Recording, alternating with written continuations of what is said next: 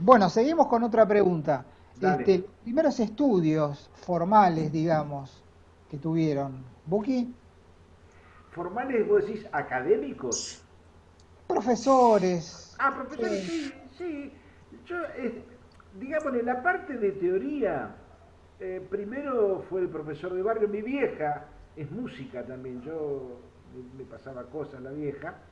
Pero después el tema de la armonía, yo, como te dije, estudiaba con Roberto Lara guitarra, entonces estudié armonía con un vecino que era Jacobo Fischer.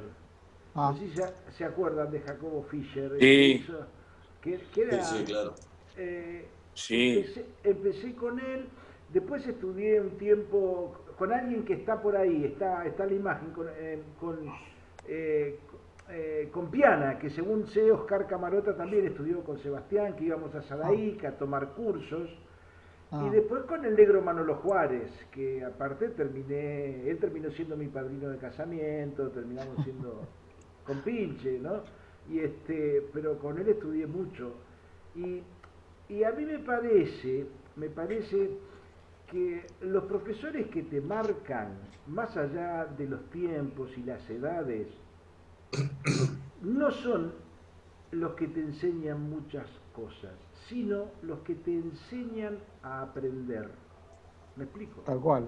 Sí, O sí. sea, a vos te pueden engullir con un montón de cosas, pero lo importante es que el profesor te enseñe a aprender, te dé esa chispa de curiosidad, de comprender, de depurar cómo son las cosas, y de comprender en el caso de la armonía.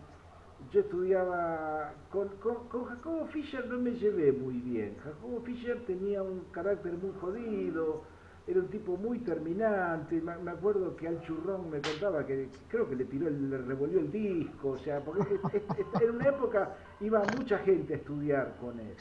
Qué lindo. Tipo muy malhumorado, este, y como es pero después compararlo es como que, digamos, habrá habido alguno más, pero con ese profesor aprendí muchísimo.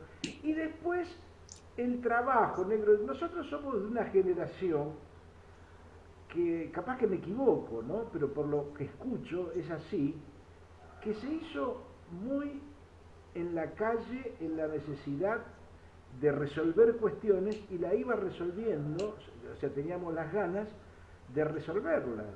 O sea, de pronto surgía, creo que recién lo decía Fernando, que él se dio cuenta que para trabajar hacía falta conocer otras cosas aparte de lo que él conocía, había que leer Claro. bien, por ejemplo. Entonces, bueno, empezó a ponerse a tono y aparte en un lugar donde existía la posibilidad de que si vos leías bien, tenías un buen laburo, accedías a un laburo, ¿no es cierto? claro, claro. Eh, eh, con lo cual, o sea, cerrando con esto de los profesores, han sido varios profesores, no ha sido uno solo, y yo por mi lado sigo estudiando constantemente, ¿viste? Aparecen cosas Seguro. nuevas y uno sigue estudiando. Bien. Pero muy hecho a mi manera, ¿no? O sea, no con un enfoque académico, de ir a una escuela y en eso soy medio anárquico. Jacobo Fischer tenía razón, me echó por anárquico, me decía que yo era anarquista. Sí, a mí me rompía las pelotas, venía con las quintas paralelas, ¿a qué cagando? Claro, Ah, claro. bien. Eh, Fernando, tus profesores, digamos. Bueno, debajo, la verdad que me cuesta, Ah, pero bien. ante la necesidad de leer y de aprender teoría musical y armonía, recurría a otros profesores y mientras sacaba de oreja, me acuerdo que después de haber terminado con el periplo de los Beatles, donde lo recorrí de punta a punta, empecé a escuchar unos discos, los primeros discos de Quincy Jones, Oh, mirá. aquellos discos tremendos donde él Tremendo, sí, arreglaba. sí, espectacular. Ahí había un par de hermanos, los hermanos Johnson, uno tocaba la viola y el otro el bajo. el Fender, tenía un Fender Jazz Bass y era terrible el swing que tenía tocando. Bueno, el hermano también. Ellos formaban parte del staff de Quincy, porque Quincy con ese grupo hizo giras, era un grupo de 10, 12 tipos. Entonces yo sacaba esas líneas de oreja, pero empecé a estudiar piano, como dije antes, con una viejita extraordinaria que era egresada del conservatorio, iba a la casa de ella, y ella me enseñó teoría solfeo, y llegué a tocar algunas piezas clásicas, por ejemplo, el Vals Minuto de Chopin. ¿Cómo se llamaba esa señora? Elsa Soldini, no sé, no es muy conocida, supongo. Como dije, llegué a tocar... No, que está bien conocerla, que está bueno que sea que te la nombre. Sí, ya seguramente falleció, pero fue muy solidaria conmigo, la verdad que me ayudó muchísimo. Me pasó toda la teoría y el solfeo que yo estudiaba como loco, ¿no? Porque sentía que estaba atrasado y yo quería asegurarme el futuro mío y de mis futuros hijos, digamos, ¿no? Tendrías que leer. Así que después estudié armonía con un profesor que muchos colegas fueron, que vivía en José Ingeniero, se llama Pedro Aguilar. ¿Alguno lo recordará? Bueno, era un tipo muy capo. Sí. Hizo música para películas, Pedro Aguilar. Era muy capo el tipo. Después también estudié armonía con Julio Viera, otro académico. Y poco a poco el hecho de tocar el piano y solfear me permitió empezar a leer en el bajo. Ya, conociendo clave de fa por el piano, me habilitó, y entonces ahí el Flaco Belomo me habilitó los libros del Carol Cake. Muy bien, se lo debo ese reconocimiento al Flaco, porque la verdad que yo buscaba esos libros, yo sé que algunos antecesores míos lo tenían, pero no había manera de conseguirlos. Yo no. Y ahí no había tráfico de libros ni nada, nadie, no es como ahora que vas a una librería y obviamente, así que con los Carol Cake empecé a tocar todos esos ejercicios súper sincopados. Muy difíciles. Difíciles que yo los Muy reconocía en difíciles. el bajista de Quincy Jones, todas esas figuras, ¿no? Claro. Eran figuras Claro. muy rockeras, no sería la palabra, sí, una fusión de rock con jazz. Con punk Y justamente a través de los discos de Quincy, que venían mixturados, porque él tenía varios planteles de músicos, escuché una versión de Mac the Knife con arreglo de Quincy Jones y me impresionó el sonido del bajista, y yo notaba que no era un bajo eléctrico, era Ray Brown. Y a partir de Ray Brown me partió la cabeza. Entonces ahí decidí estudiar el contrabajo y me metí en el Falla, que la parte teórica y todo eso fue una desgracia, no era una buena enseñanza, pero había un gran maestro en esa época que se llamó Hamlet Greco, que fue un semillero que sacó Greco ahí de alumnos de contrabajo. Hay un alumno de Greco que vive en Valencia, justamente, que Ray Gregorio lo escuchó, que se llama Eduardo Alegre, que es solista, y es un tipo muy académico con el contrabajo. Pero ahí aprendí la técnica del instrumento, ¿no? Lo demás,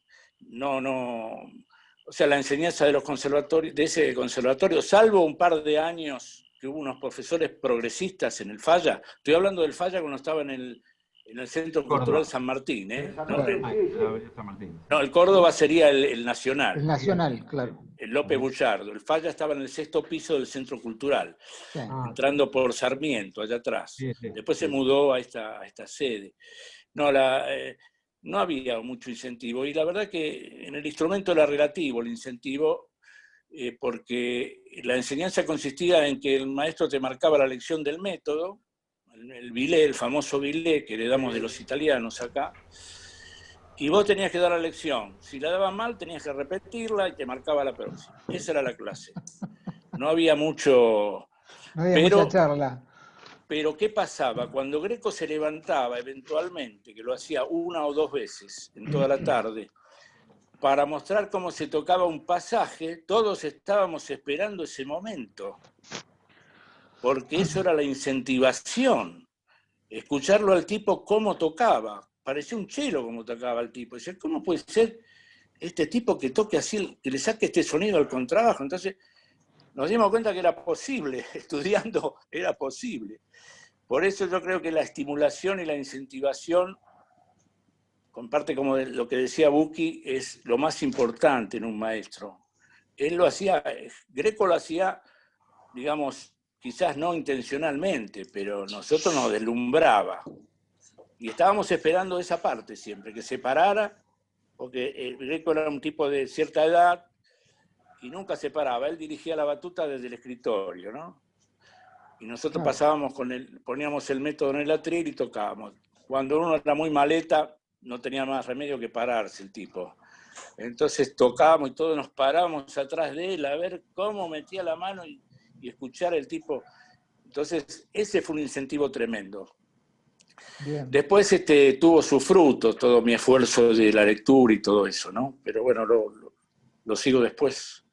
Bien, antes que hable Gustavo y que hable Carlos, contando sobre sus profes, me gustaría comentarle a la gente más joven que cuando cualquiera de estos 4 referentes al cual estamos reporteando comenzaron sus estudios, la única manera de estudiar música era mediante un profesor particular, que en general no había de instrumentos, llamémosle populares, y mucho menos escuelas de música como la que fue la EMPA después o la Marechal. Como yo sé que hay mucha gente acá conectada que han estudiado en la EMPA y en la Marechal, me gustaría que después Fernando y después Buki o Carlos hablaran de la escuela del sindicato, que más o menos fueron medio paralelas en el comienzo de los años, para que cuenten un poco la experiencia que fue abrir una escuela de música popular en el caso del sindicato privada y en el caso de la EMPA estatal, porque eso me parece que marcó un quiebre, especialmente en mi generación. ¿Sí? Me Sí, parece que es claro. una buena cosa para que cuenten ustedes. Gustavo, contá tu cuestión con tus profes del colegio.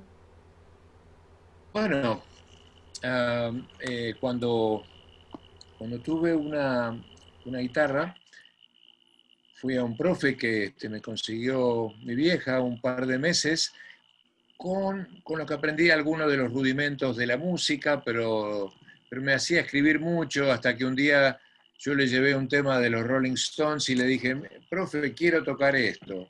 Y me dijo, eso no es música, eso es una basura. Y no volví nunca más. Entonces, a Qué ver, lindo. eso fue, tardé 6 años, estuve 6 años en la Universidad de la Calle, hasta que, bueno, en el 73 dije que ya me había comprado un bajo, en el 74 tocaba con los amigos y ahí tocando y tocando, aprendiendo, hasta que en el 75 voluntariamente, parece que con Galimani íbamos juntos a esa buena época del Manuel de Falla, tendríamos que habernos cruzado, ¿no? Sí, sí, Varias veces por ahí. Sí, bueno, fue un poco, fueron esos 2 años que yo dije que fueron Sí, progresistas, porque si sí, no sí. parece que pero en general después decayó eso.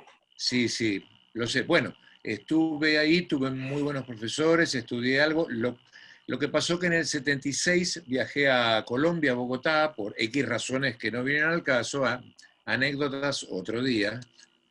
En el 78 vine aquí a Madrid, donde toqué con Morris 2 años, y en el 81 volví a Argentina con Piero Comprema. O sea, todo ese tiempo yo no, simplemente tocaba y sacaba cosas de oído, no tuve profe de bajo, digamos, prácticamente, ¿no? Tengo un recuerdo ahora, que lo quiero decir, de Gustavo Giles, un gran bajista, gran persona. Me acuerdo que fui a la casa porque tenía un trauma con el slap. Y él, claro, él era el maestro del slap. Sí, Claro, es era que no Stanley es mi Clarke onda, de argentino. Claro, no es muy mi onda esa, ¿no? Entonces, yo soy más chapado a la antigua, pero bueno, con los deditos ahí.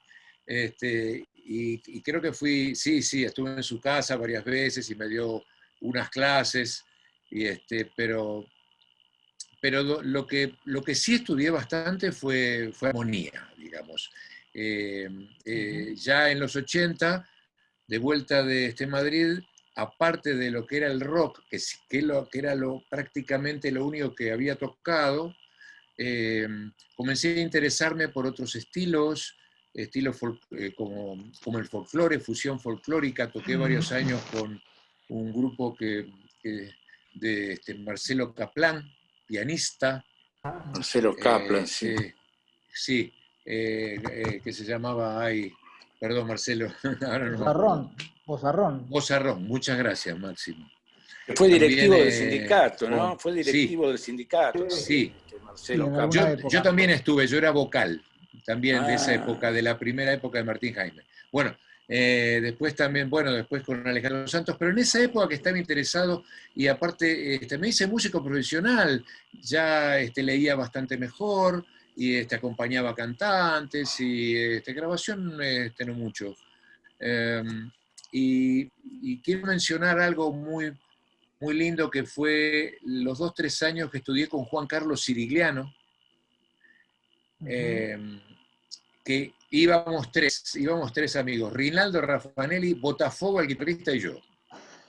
Fuimos a estudiar con él. Fue una buena base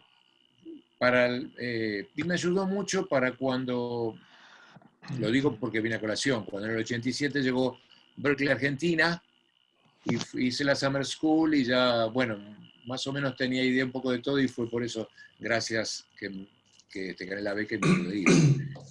Pero, o sea, profes, bueno, no quiero alargarme mucho como habíamos quedado, pero sí, imagínense, ahí en Berkeley fue una época maravillosa, son 3 años que yo los recuerdo con un agradecimiento y un cariño enorme, porque es incontable lo que se puede vivir ahí, más que nada por los profes. Aunque hay profesores, algunos son así, pero son los No, menos, pero digamos. nombré alguno, Gustavo, nombré algunos de los profes. Oscar Stañaro, que fue mi Oscar profe de Estañaro. bajo, Ah, peruano, sí, sí. Sigue estando, que es sigue el estando. bajista habitual de Paquito Rivera y sigue en la escuela en Berkeley. Lo que Claro. pasa es Sigue que yo... estando, sigue estando ¿Perdón? todavía. Que sigue estando ahí, Sí, ahora es el claro, director sigue del estando en la área, escuela. ahora es el Sí, director del área latina de la Berkeley. correcto. Lo que pasa es que yo ahí en Berkeley yo estudié el curso de film scoring, música para películas.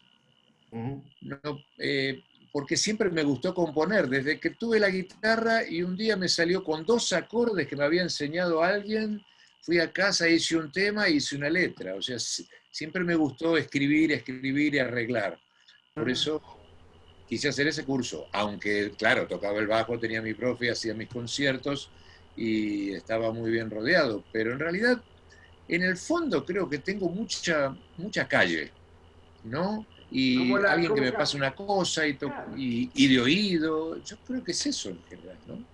tal cual. Así, Bien, así fue la mía. bien. Carlos, además de Carlos. Rinaldo. No, no, te digo, había estudiado un poco de teoría, lo que te dije, empecé a leer solo y después fui con un par de profesores, pero una o dos clases no me enganché para nada. Ah, Y después, probablemente a raíz de que, bueno, me acostumbré a leer libros solo, lo que conseguía, a tratar de entender las cosas por la mía. Y tocando ahí con Volpini y Johansen, el gordo de Johansen tenía unos libros de John Laporte, un saxofonista. Bueno, y lo que hablamos de compartir libros, el gordo me grabó los cassettes y me fotocopié los libros. Y,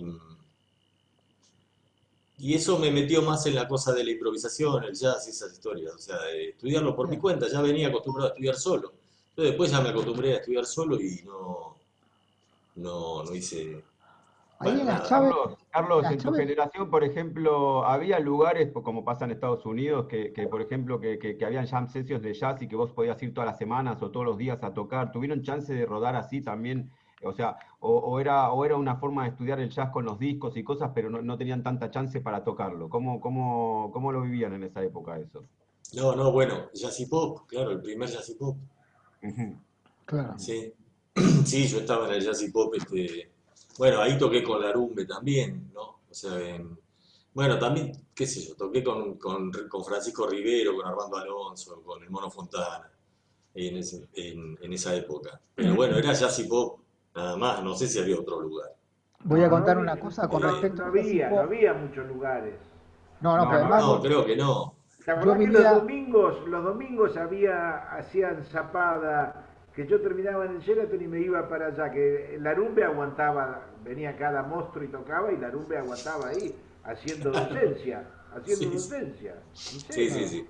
No, haciendo Una cosa que docencia. los más jóvenes no van a entender quizás que ya el jazz y pop que cuenta Carlos, yo vivía a 2 cuadras de ahí y trabajaba de lunes a lunes había shows, todos Sí, los días había shows, en los sí, yo sí, 70 sí, tocaba, sí, sí. los 70. martes tocábamos, los Claro, martes y ahí con tocó Alejandro Salmo, Santos. sí, tocó todo, Madre Atómica, lo que cuenta Carlos. Yo escuché a Porcheto, ahí me acuerdo, lo fui a ver a Raúl Porcheto, y había mucha actividad musical diariamente, cosa que hoy es impensable. Además, sostener un lugar así hoy en día sería impensado, digamos, Bueno, ¿no? era una época completamente diferente, ¿no? Totalmente diferente por un montón de cuestiones, ¿no? Sí, sí. Sí, lo que era Bueno, maravilloso era que se podía fumar en Jazz y Pop y había 250 personas fumando en un boliche chiquitito Al 8 y por 8 salía ciego, loco. no, con los ojos así salía. Sí, claro. Claro, claro, tremendo. Sí. Bueno, yo quería preguntarles a Fernando y a Buji o a Carlos, el que quiera hablar, sobre lo que fueron el comienzo de la EMPA y el comienzo de la escuela del SADE. Digamos que vinieron a cambiar un poco el formato de cómo estudiaron ustedes. Es decir, yo ya me encontré con la EMPA, que para mí fue haber encontrado un lugar soñado, digamos, por mí, porque yo también pasé por el conservatorio en la finales de los 70 y duré muy poco, realmente no me gustó para nada la didáctica. Yo ya tenía intenciones de componer en aquella época y componía, y de hecho me decían, ustedes no tienen que componer, la música ya está compuesta. Qué Entonces, lindo. sí, sí, entonces yo decía, pero ¿cómo? A mí me gusta componer como le pasaba a Gustavo por ahí, que ya de chico componía, yo también hacía lo mismo. Y en el conservatorio era una cosa media de mecanografía, digamos. Y Sí, el que sí, la imagino. agarraba, y el que no la agarraba, no la agarraba. Yo me acuerdo que cuando a mí me explicaron lo que era una corchea con puntillo y una semicorchea en el conservatorio, nunca la entendí. Después con los años la entendí. Cuando fui a estudiar con Buki, ahí la entendí y dije, ah, y era esto. Pero era una cosa así media de NASA, ¿viste? Era como que, uff, Sí, la información. lo peor era que los profesores tampoco la entendían. No, y además hablar de música Eso popular, era lo peor, eso era lo peor de todo. hablar de Claro, claro. música popular en aquella época en el conservatorio, quizás no es como ahora, que están un poco más abiertos y muchos de ellos tocan música popular. En aquella época la música popular era de hippies, putos y drogadictos, como me dijeron a mí en aquella época, digamos, ¿no? Entonces, por eso la apertura de la EMPA y la apertura de la escuela del sindicato me parece que cambiaron mucho la cuestión de la educación para la gente que después vino como yo y tuvimos la oportunidad de estudiar ahí. Fernando, ¿contarías vos Sí, medio sin duda, bueno, sin cortito duda cómo fue? que sí. No, antes quería decir que cuando Gustavo nombró el sindicato viejo de la calle Paraguay, que Gustavo se debe acordar, estaba Gerardo Chiarella también, Claro. que, Chiarella, que ¿eh? había Ah, formado, Gerardo Chiarella. Una Sí, orquesta. es el que claro, dirigía a una Big Big Bang, Bang. Claro, claro, nos dirigía a nosotros. exacto. Y yo participé ahí, me llevaba las partes a mi casa para estudiarla y fue de gran ayuda porque eran arreglos americanos eso, ¿viste? Que él tenía. Eso Sí, fue en claro. en el salón grande del sindicato, ¿no? Sí, sí, ¿te acordás? Sí, Ah, perfecto. claro. Bueno, después, cuando yo estaba medio afilado, empecé a trabajar con algunos artistas, cantantes, y empecé a girar. Un día me llamaron para irme al exterior y me ofrecieron un laburo en Aruba, que fue una plaza muy interesante para los músicos. Más que laburo, era una beca.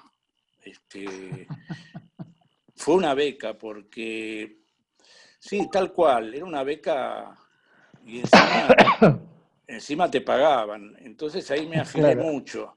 Me afilé mucho en lectura porque ahí marcaban 4 y había que nadie tocar. te, nadie te esperaba. Hay que tirar las partes al piso. Más de una vez me tenía que llevar del ensayo, que era a las 2 de la tarde, hasta la noche, que era el show, toda la tarde algunas partes con algunos pasajes, porque a la noche venía el show y había que tocar o tocar. ¿Qué tocaba, Esa fue Fernando, una... el contrabajo o el bajo No, eléctrico? no, no, ahí tocaba, me fui a Aruba con mi viejo Precision 58 que todavía conservo. Ah, Ah, espectacular. muy bien. 58, sí. ¿Un Precision Este, 58? Wow. exacto, sí, Wow. sí, sí, color borrabino. Bueno, entonces en Aruba residí 3 años y finalmente volví. Ahí, bueno, conocí una colonia de argentinos que estaban, Oscar Serrano, Serrano. Hugo Pierre, que estuvo un tiempo en Aruba, bueno, hubo Rubén Lobo, que después lo vi en la EMPA. Bueno, muchos, Horacio López, baterista, Cutelo, bueno, me encontré con un montón de argentinos en Aruba. Ramón Estañaro, el hermano de Oscar Ah, Estañaro, sí, guitarrista. que hoy escapo Claro. en Los Ángeles, Sí, guitarrista, sí, sí, totalmente. estaba en la orquesta que yo estaba, de un hotel.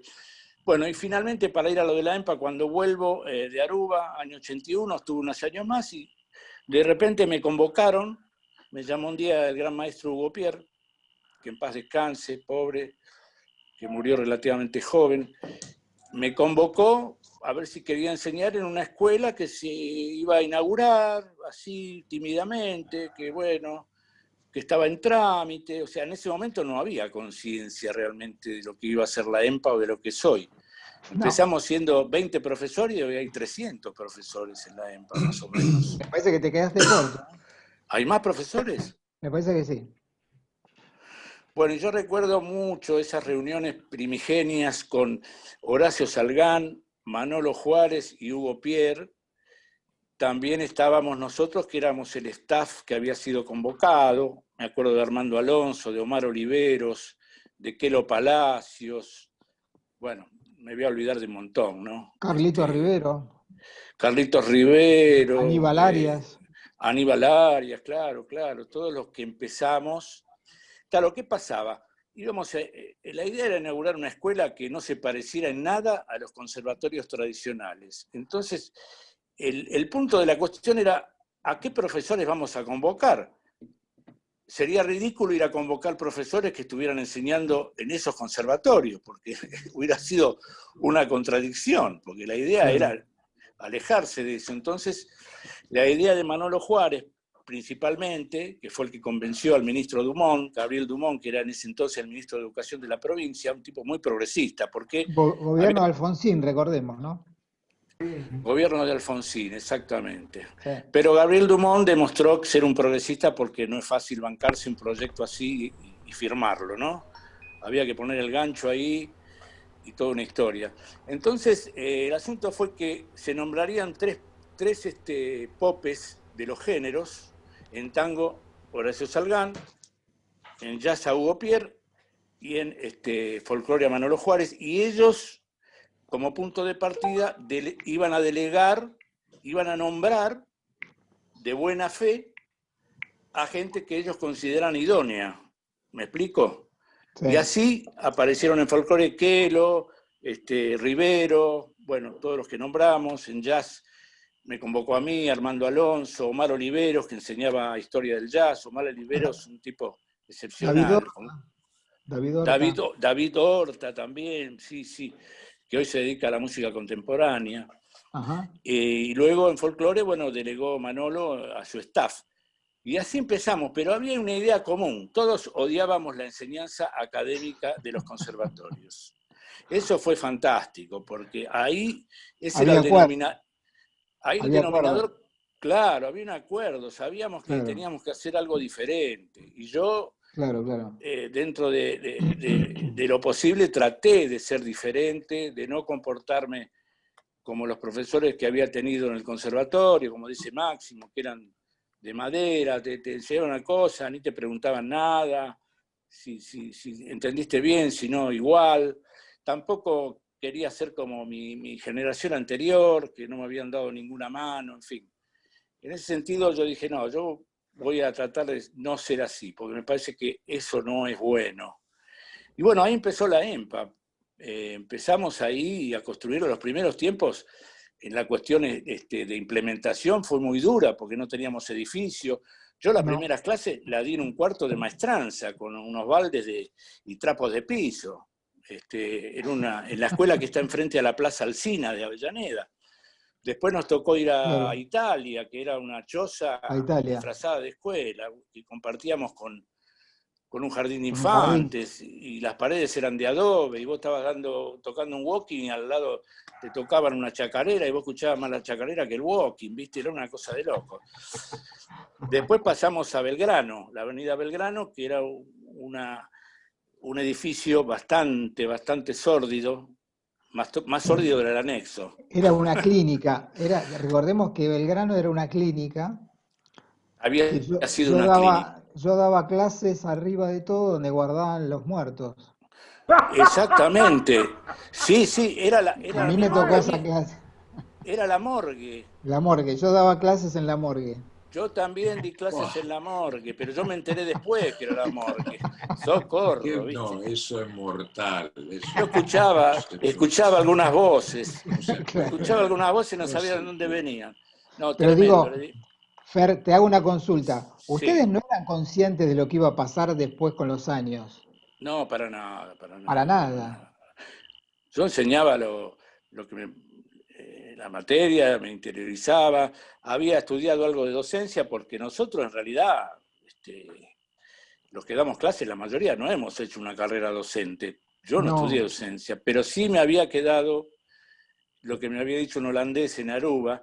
Mirá, me dijo un holandés que era un capo que había venido de Holanda a Aruba a la Casa de la Cultura, un tipo grande, me dijo: mira, Fernando, más importante que enseñar la escala mixolidia es incentivar y estimular. Eso me claro. quedó, eso es mucho más importante, ¿viste? Ujú. Y después otra frase que me marcó mucha del gran maestro Hugo Pierre, que me dijo: mirá, Fernando, guarda con la música. Mirá que la música es una profesión en la que empezás de gerente y terminás de cadete. Qué Tremendo, fuerte, por favor. ¿Qué tremendo. tal? Me la dijo y yo ahí me pegó. Digo, mirá que yo vi mucha gente quedarse en el camino, y me mandó esa frase que a mí me pegó acá en el medio. Entonces yo traté de siempre estar estudiando y no quedarme, ¿viste? Porque no quería, había empezado medio de gerente y no quería terminar de cadete, ¿viste? Esa Claro. frase es mortal, mortal. Y Muy encierra bueno. una gran verdad, ¿no? Tiene Vos, lamentablemente. para la gente que no conoce, la EMPA empezó siendo una escuela muy chiquita, muy chiquita. Yo entré, la escuela se abrió en el año 86, yo entré en el año 87 y éramos, no creo que llegábamos a los 100 alumnos y había 20 profes, entonces nos conocíamos todos, era una pequeña gran familia. Y hoy en día Exacto. debe andar por los 3.500 alumnos y unos 350 o 400 profesores, y ya se ha convertido en un mundo, se ha convertido en Sí, un planeta nuevo, digamos, la EMPA, sí. digamos, ¿no? Y quiero decir una cosita más, de la EMPA para las futuras generaciones, porque yo me jubilo dentro de una hora. Entonces,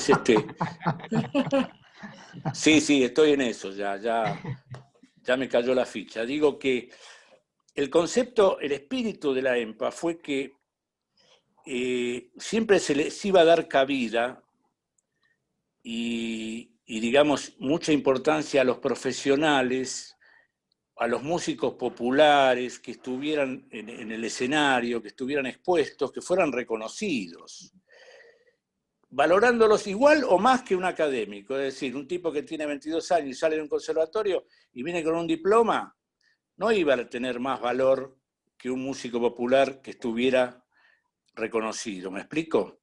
Claro, Ahora, lamentablemente, he notado, eso se cumplió mientras la EMPA fue medianamente chica. Ahora que la EMPA creció, fuimos absorbidos por las normas generales del Ministerio de Educación de la provincia de Buenos Aires y de la Dirección General de Escuelas, que tiene una normativa que dice que para ingresar como profesor hay que tener un título polimodal o equivalente. Eso significa que si un músico no tiene el secundario hecho, no puede postularse a, a concursar como profesor. Yo la verdad, esto lo he discutido con Claudio Navarro, con el director, ellos no son los que bajan esta línea, estos son los burócratas que están en el ministerio que no saben un carajo. Sí. Porque yo conozco muchos buenos músicos que no han terminado el secundario. Y conozco muchos sordos que han terminado el secundario. Claro, ¿No es cierto? claro. Entonces hay una contradicción ahí. Y yo aspiro que ese espíritu se pueda poner. Es muy difícil porque es luchar contra el sistema en un punto. Tal cual. El sistema es el que baja esa norma, que para entrar hay que tener el secundario. Entonces el tipo... eso significa que si Piazzolla resucitara no podría... Tengo entendido que Piazzolla no terminó el secundario, entonces no podría entrar a la EMPA, Piazzolla. Bueno, eso es algo que debe corregirse, me parece. No sé quién lo va a corregir. Había que hacer me parece rebelión. Que es un tema muy, muy difícil de tratar. Así es. Y te iba a comentar una cosa que vos dijiste, la escuela creció mucho y tenés razón, pero yo me acuerdo de una preceptora, de Marisa, que dijo, la escuela engordó, que no es lo mismo. Crecer es una cosa y engordar es otra. Y me parece que con lo que pasó en la EMPA en alguna época es que la escuela engordó y engordó de todos lados, digamos, ¿no? Es decir, no me voy a poner en crítico, Es no me una voy a buena poner en imagen. crítico.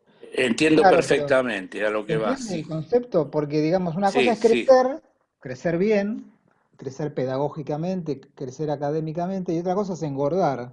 Yo puedo sí, engordar, pero no voy a crecer de esa manera. Yo siempre me exacto. fijo y voy a Bueno, hacer esto, no voy a hacer esto.